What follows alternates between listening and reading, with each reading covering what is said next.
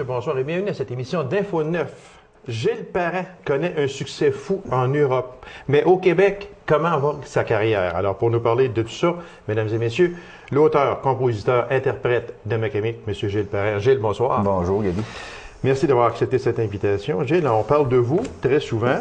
Et puis, d'abord, comment va la carrière au moment où l'on se parle? Ça va très bien. Ça va très, très bien. Dans l'entrevue, je vais parler souvent de « on », c'est parce qu'on est une équipe. Oui, exactement. L'équipe composée de Sylvain Lemoine et de Gilles Boucher, qu'on a engagé il y a un an. Alors, depuis qu'on a engagé Gilles il y a un an, ça a pris de nouvelles tangentes. Et puis, on est rendu au moment où Gilles Parent travaille fort pour se faire connaître au niveau national. Okay. Alors, la carrière va très bien, ça se déroule très bien, mais là, on en est, stratégiquement parlant, à développer des avenues pour amener ça au niveau national. Au moment où on enregistre l'émission, Gilles n'a pas commencé sa tournée Spectour, mais au moment où l'émission va passer, la tournée sera terminée. C'est pour ça qu'on va faire une autre émission un petit peu plus tard, Gilles, en avril, pour parler de cette tournée-là. Parfait. Justement, qui a sûrement été un grand succès, j'en suis persuadé. C'est la troisième fois en tournée pour Spectour. On va en parler juste un petit peu, là, parce qu'elle n'a pas eu lieu au moment où l'on parle. Mais c'est la troisième fois pour Spectour. Ça va bien? Ça va très bien. Écoute, puis c'est une belle marque de reconnaissance de la part des gens de Spectour parce que faut dire qu'ils ont quand même le choix. Hein, ces gens-là, ils ont des comités de sélection, ils ont plusieurs demandes. Les gens ne se doutent pas à quel point qu'il y en a beaucoup de jeunes publics au Québec, que ce soit en chanson, en théâtre, en tout ce que vous voulez. Le jeune public est très bien servi. Puis moi, je me considère très privilégié d'avoir pu réaliser cette tournée-là avec Spectour pour une troisième fois. Comme ça, pour Gilles Parent, c'est un plus. Absolument. Puis d'autant plus, Gaby, que ça arrive pas souvent que je peux tourner chez nous.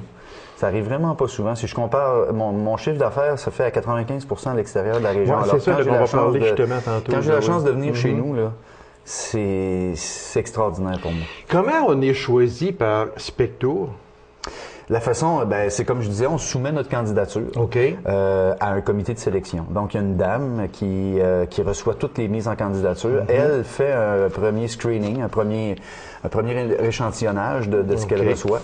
Ensuite, elle va soumettre au comité de Spectour. Alors, c'est une personne de chaque salle.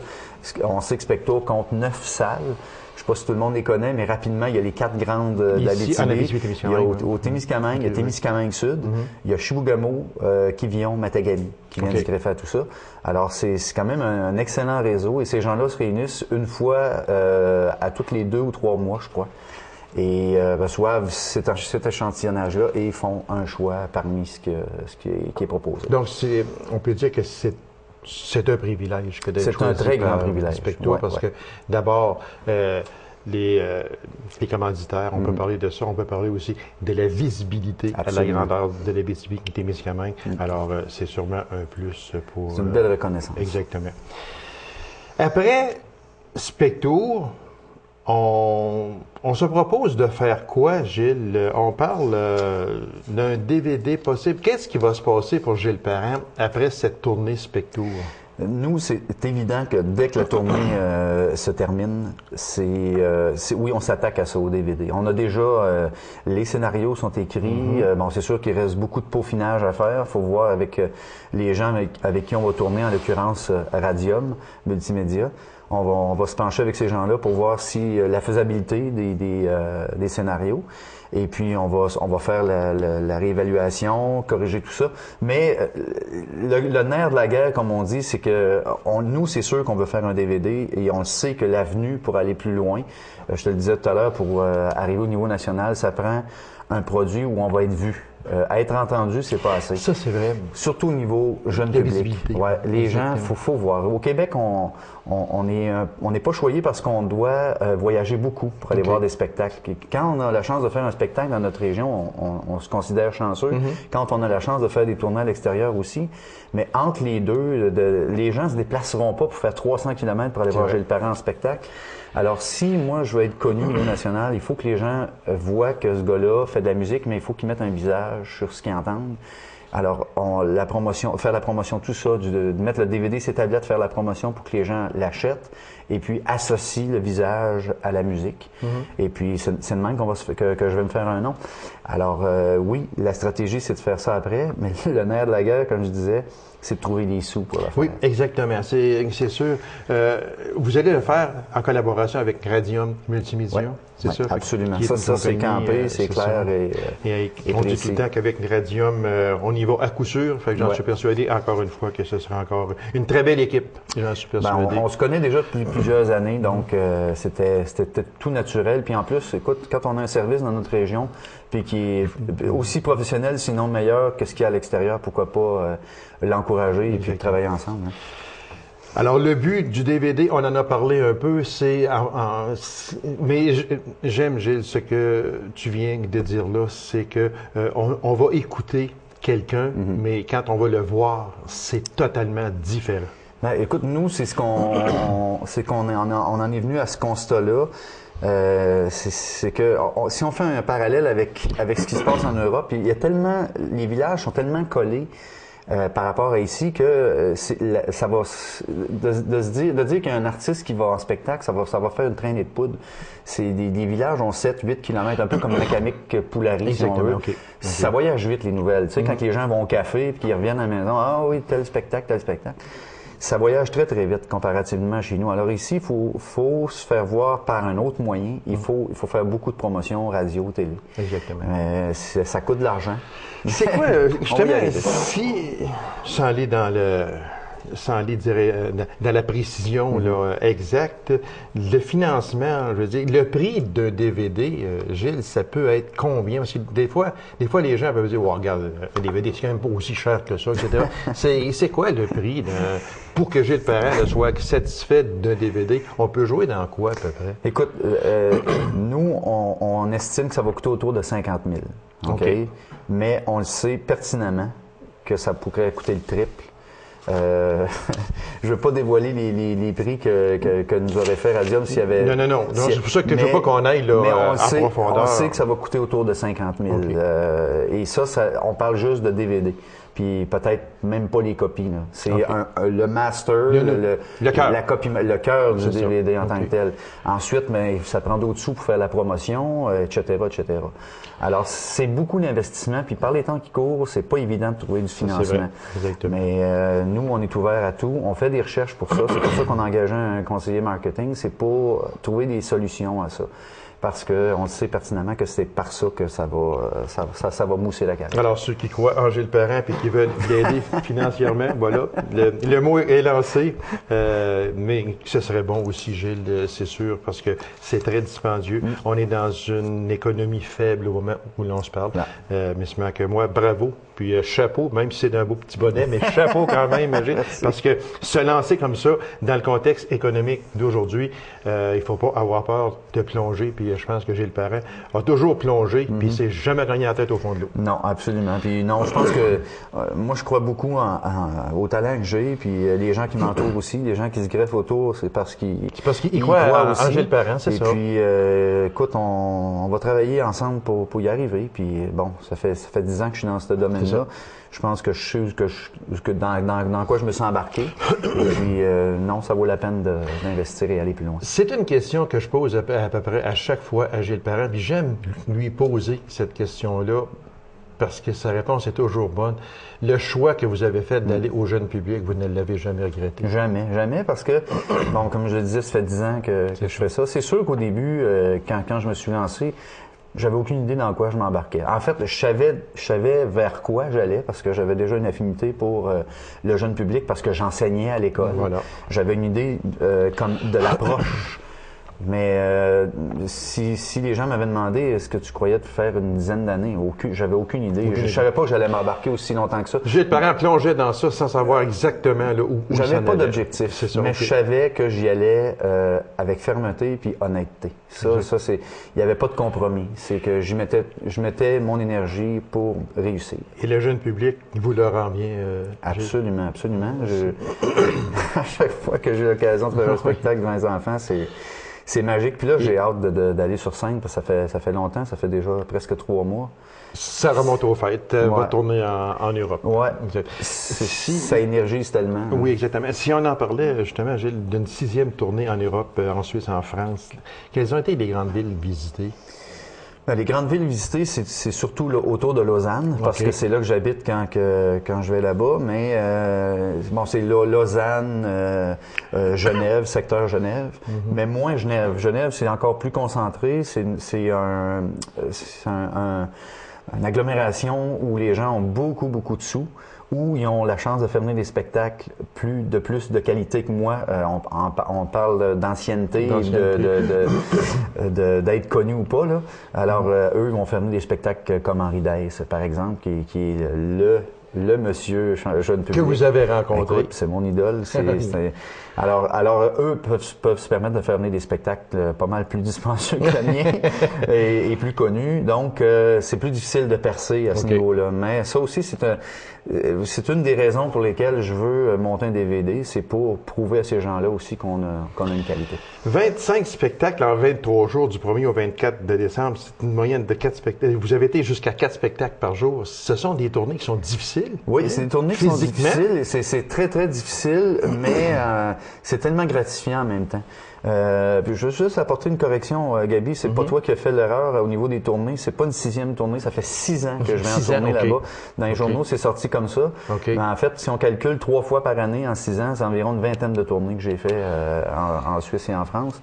Et puis oui, c'est allé jusqu'à 4 spectacles par jour, entre autres en France, à Saint-Genis-Pouilly, qui est un petit village à environ une douzaine de kilomètres de la frontière franco-suisse. Et puis, ils m'ont adopté ce petit coin-là. Ça fait 2 fois que j'y vais.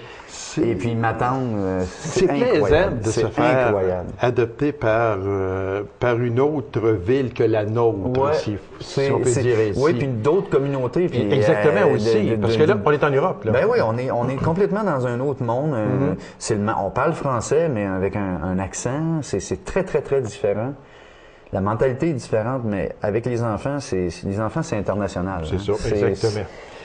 Moi, Gilles, il reste peu de temps. J'aimerais ça qu'on revienne. Je ne veux pas tourner le fer dans la plaie, mais j'aimerais ça qu'on parle un peu, parce que vous semblez avoir de la difficulté à percer au Québec. Le pourquoi de ça? Le pourquoi, c'est de notre faute, tout simplement. C'est parce qu'on n'a jamais mis les énergies pour y arriver. L'accent sur le L'accent là-dessus.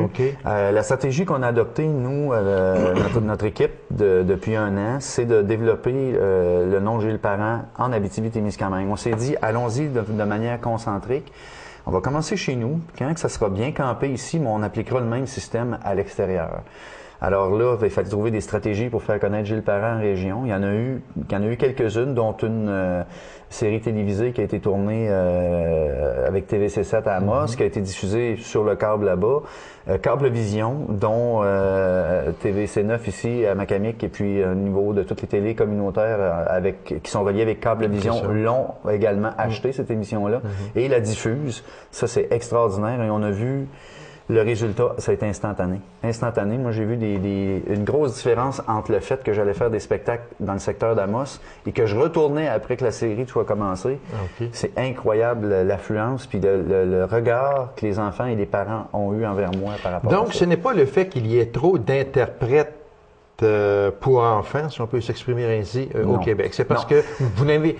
C'est peut-être pas correct de dire vous n'avez pas mis assez l'emphase sur le Québec. Non, en fait, c'est pas qu'on n'a pas mis l'emphase au Québec parce que je joue souvent au Québec.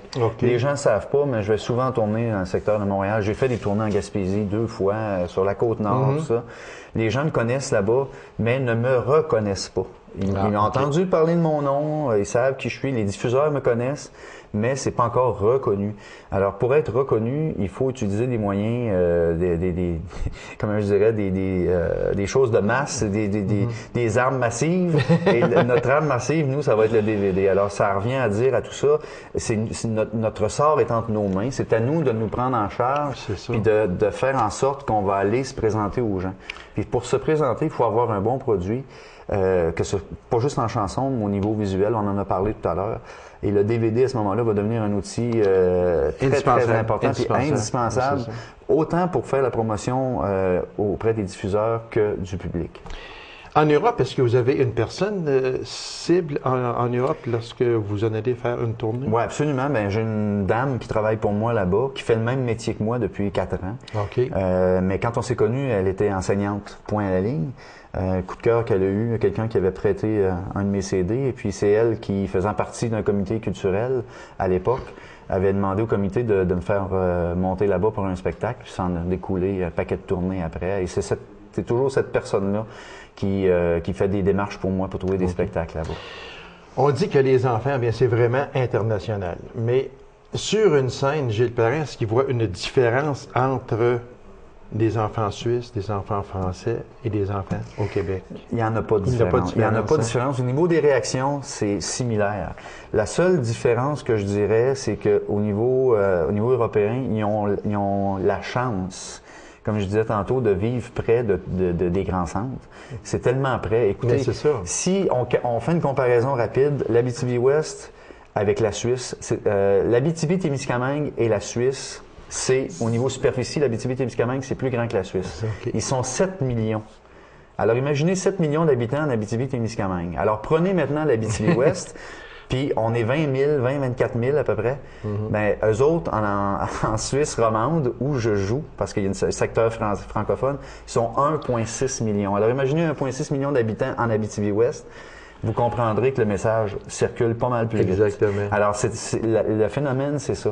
Alors, ça en vient à dire qu'il y a beaucoup de spectacles qui roulent. Beaucoup. Le niveau culturel est pas plus élevé, mais il est plus disponible. Alors, les jeunes envoient des spectacles. Et c'est ça qui fait la différence. Moi, je me souviens très bien, Gilles, parce qu'il fait plusieurs entrevues qu'on fait ensemble. Puis déjà, vous me disiez que, bon, il y a eu un certain temps que vos enfants collaborait beaucoup à la composition d'une chanson. Est-ce que c'est pareil encore aujourd'hui? Parce que les enfants grandissent, il faut le dire, c'est sûr. Non, c'est vrai qu'au début, mes enfants étaient l'inspiration de départ. Ils vous ont vraiment inspiré? Absolument, puis même ma grande fille m'avait aidé dans la rédaction d'un texte ou deux, là, dont elle commençait des mots, des phrases, puis moi je complétais. Je trouvais ça vraiment... tu sais, je trouvais que la naïveté était belle, puis il fallait compléter, tu sais. Alors, mais aujourd'hui, non, je pense que mes enfants apprécient beaucoup ce que je fais, puisque leur mère fait aussi, parce qu'elle travaille dans l'équipe. C'est ça. Alors, avec vous, voilà, je pense qu'ils respectent beaucoup ça, puis ils voient qu'on se bat tous les jours pour rester, je dirais pas la tête hors de l'eau, mais pour vraiment foncer partout, puis arriver à trouver des contacts partout. Alors, je pense qu'ils ont quand même une reconnaissance, et puis ça, on l'apprécie beaucoup. Combien de chansons Gilles Perrin possède? En gros, là. En gros, j'en ai d'enregistré environ 110. Ah oui? Une centaine a été enregistrée en studio chez le studio d'Éric Beauchemin-Lassard, Logosson. Et puis, j'en ai composé environ 150. Là. Je dirais 150 qui seraient, ça veut dire une cinquantaine qui seraient déjà prêtes à être enregistrées. Okay. Puis, je dirais une autre cinquantaine de plus où il y a des bribes de sortie. Et puis, je te dirais que dans les 2 dernières années, je me suis retenu. Fait que ça veut dire que Gilles Perrin compose toujours. C'est pas compliqué. Je pense que c'est un peu... Les compositeurs sont de même. Ils peuvent être 2 semaines, 3 semaines, 1 mois. 2 mois peut-être, on fait rien d'une écho, l'inspiration arrive. Puis on peut être 2 jours, 2 nuits quasiment. Ah oui, absolument. Absolument. Ben, écoute, dans mon cas, ça pourrait être à tous les jours. Moi, quand je me mets en mode d'écriture, je peux écrire à tous les jours. C'est comme ça que je travaille. Je travaille sur commande aussi. Mais l'inspiration me vient des fois quand je suis 3-4 jours sans prendre ma guitare. Je prends ma guitare, puis tout à coup, je pars un set d'accords qui n'a pas rapport, puis ça devient une chanson. Ou ça peut partir d'un texte d'un enfant, je vois une réaction, je vais partir de cette réaction-là, puis je vais faire un texte par rapport à ça. Vous retournez en voyage, je crois, en mai, juillet de notre tournée? Absolument, en mai, une semaine en Suisse pour une petite tournée dans les écoles. Et je retourne en juillet, puis là, ça c'est la série sur le Sunday. À chaque fois que je vais là, ça va être la 4e ou 5e fois que je vais jouer au Signal de Bougie, C'est un centre de villégiature qui est tenu par on va appeler ça, par exemple, un IGA là-bas, que ça s'appelle Migros. Okay. Alors, c'est une grosse société qui a acheté ce terrain-là, les gens peuvent aller gratuitement là-bas. Alors, il y a un restaurant, des jeux, mini-fermes, en tout cas, toutes sortes de choses. C'est incroyable comment c'est beau. C'est dans des montagnes. Et ils ont aménagé une salle de spectacle à même la montagne. En plein air, c'est de toute beauté. Alors, je suis là pendant une semaine à tous les jours, beau temps, mauvais temps. En terminant, Gilles, il reste une minute. La ville de Macamic vous a nommé ambassadeur. Quel est votre rôle exactement? Ben, c'est de parler de mon coin de pays. En fait, c'est nous qui a proposé à la ville de Macamic parce que depuis mes débuts, je parle toujours de mon coin de pays. J'ai fier. J'ai vraiment pas peur de parler de Macamic. Je dis pas que je viens j'ai pas peur de dire que je viens de Macamic. Je dis pas que je vais à l'extérieur, que je viens de la Sarre ou de Rouyn-Noranda. Je dis je viens de Macamic, puis après je leur dis, bon, s'ils connaissent pas, c'est au nord de Rouen, voilà. Mais on a approché la ville de Macamic, ils ont trouvé que l'idée était bonne. Et puis moi, je continue à le faire. De faire la promotion de ma ville, voilà. C'est ça exactement. Absolument. Donc, Gilles Perrin, merci infiniment. Continuez votre très belle carrière. Les jeunes ont besoin de vous, ça, on le voit très bien. Merci beaucoup, mais j'ai besoin d'eux aussi. Oui, exactement. Alors, bonne tournée, Gilles, puis un DVD, bien, on vous en souhaite un. Puis, merci beaucoup. C'est sûr que ça va beaucoup aider merci à votre carrière. Merci beaucoup, c'est bien gentil. C'est moi qui vous remercie. Courte pause, mesdames et messieurs, et on vous revient immédiatement après. Restez avec nous. Et voilà.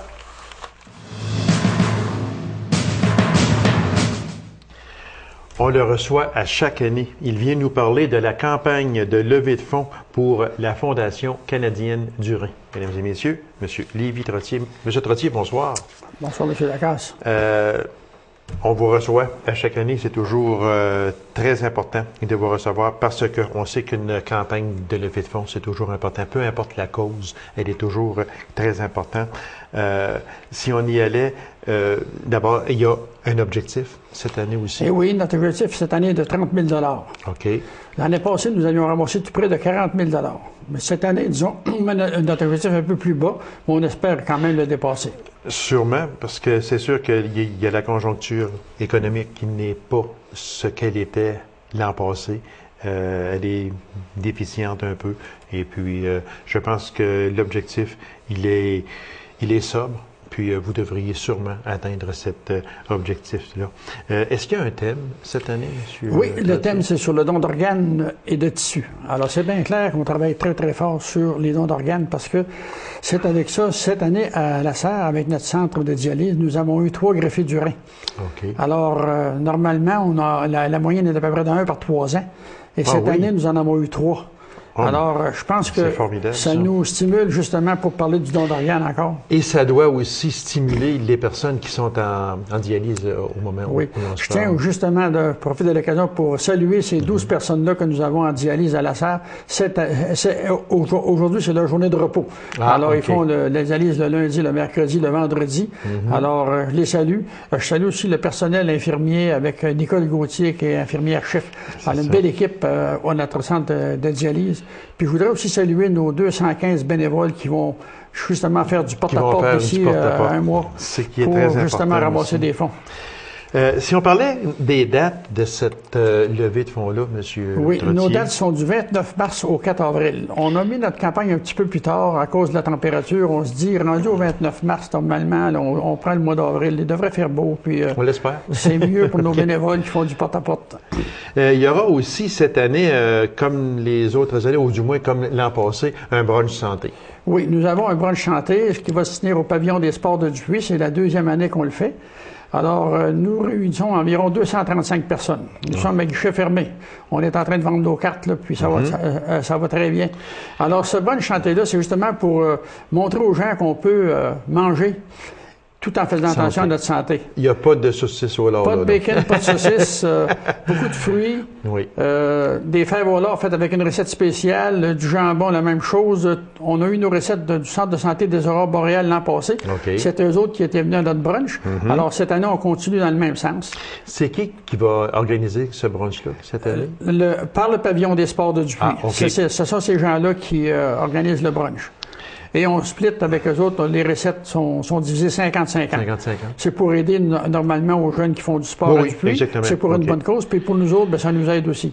Est-ce qu'on peut dire, M. Trottier, que toutes les localités d'Abitibi-Ouest seront visitées? Toutes les localités vont être visitées. On est à 95% actuellement des bénévoles dans nos paroisses. Nos coordinateurs sont là. Tout le monde est en train de bâtir la campagne. Et puis tout va être prêt pour le 29. 215 bénévoles, c'est beaucoup, mais c'est essentiel. Ça prend ça pour faire un bon travail. Parce qu'il ne faut pas donner du temps trop long aux bénévoles, parce que si on leur donne, je ne sais pas moi, la valeur de 7-8 heures, là, c'est difficile. On leur dit à nos bénévoles, c'est un traitement de dialyse que vous faites à peu près. Un traitement de dialyse, ça dure environ 4h30, 5 heures. Okay. Alors, nos patients en font 150 au-dessus par année. On se dit, est-ce que vous avez du temps? Est-ce que vous avez 4 heures à mettre justement pour faire du bénévolat, pour aider ces personnes-là? C'est le temps que ça prend à peu près pour faire un bout de rue. Exactement. Il y aura cette année, comme les autres années, un conférencier. Oui, on va avoir un conférencier. Ça va être M. Normand Lemieux. C'est un infirmier-chef à l'hôpital d'Amos. Oui. Lui, il est libéré à mi-temps pour travailler justement sur les dons d'organes pour la région de l'Abitibi-Témiscamingue. Normand s'organise pour faire la sensibilisation auprès des médecins, auprès des infirmières dans les hôpitaux. Et puis lorsqu'il arrive un décès, si la personne qui est décédée a signé sa carte de don d'organes, c'est lui qui rentre en communication avec la famille.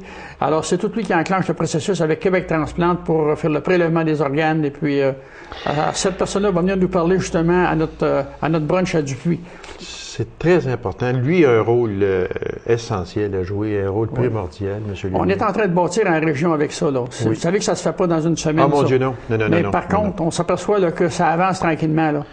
Le président d'honneur, il faut en parler aussi. Le président d'honneur, c'est notre bon ami Sylvain Paul, un greffier du Rhin de septembre 2008. Alors, Sylvain est bien heureux, puis il en parle, puis il est très heureux de dire que son rein, c'est une seconde vie. Et puis, c'est pour ça qu'on travaille fort sur les dons d'organes. Puis, il va nous aider à travailler dans ce sens-là, lui aussi. Ah, j'en suis persuadé. Son rôle, à lui, M. Sylvain Paul, c'est, en fin de compte, c'est de faire des contacts. De faire des contacts. Puis c'est de parler, de dire qu'aujourd'hui, on peut espérer. Nous aider aussi dans les entreprises à ramasser des fonds. Et puis, il va justement nous parler aussi au brunch santé qu'on va avoir à Dupuis aussi. Il va nous dire c'est quoi son expérience qu'il a vécue avec sa greffe. S'il y a des personnes qui seraient intéressées à faire du bénévolat pour cette campagne-là, on peut vous rejoindre, vous? Ah oui, on peut me rejoindre facilement. Mon numéro de téléphone est le 333-2965. Les gens me connaissent pas mal en région. Et puis, il nous en manque encore un peu de bénévoles. Alors, si jamais il y a des gens là, qui manifestent le désir de nous donner un petit coup de main, là, environ 4 à 5 heures, là, ils sont les bienvenus. Ça nous aiderait parce que là, on vient à court de nom un peu à la fin. Hein? Oui, c'est sûr. Puis ça prend 215 bénévoles. Oui. C'est beaucoup. C'est beaucoup. 215 bénévoles. Alors, si on répète les dates, M. Oui, c'est du 29 mars au 4 avril. Alors, on espère que la température va être favorable rendu à ce temps-là. Et puis, on a une belle équipe de bénévoles. On a des gens qui nous reviennent à chaque année. On a à en changer quelques-uns tous les ans, c'est normal. Mais par contre, on a des gens qui font ça depuis 8, 9, 10 ans. Et on peut dire que c'est à la grandeur de l'Abitibi-Témiscamingue. À la grandeur de l'Abitibi-Témiscamingue, jusqu'à la Ferté. Jusqu'à la Ferté, vous couvrez. Donc, du 29 de mars au 4 avril, c'est la collecte, c'est la campagne de levée de fonds pour la Fondation canadienne du Rhin. Monsieur Trottier, merci beaucoup et bon succès encore. Un gros merci. Merci bien. Merci d'avoir été là, mesdames et messieurs, et on se donne rendez-vous à une prochaine émission d'Info 9. Au revoir.